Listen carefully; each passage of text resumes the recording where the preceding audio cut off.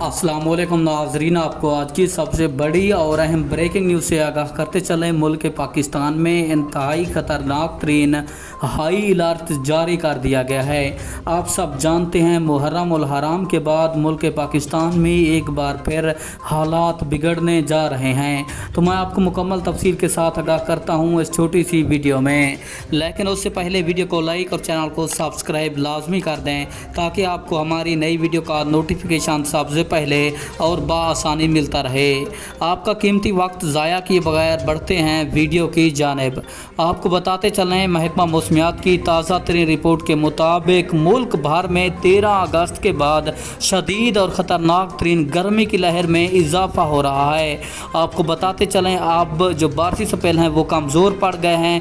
अब मुल्क पाकिस्तान खासकर सूबा पंजाब के मैदानी इलाकों में शदीद और कड़ाकेदार गर्मी की लहर में इजाफा हो गया है और काफ़ी हद तक 13 अगस्त के बाद होगा।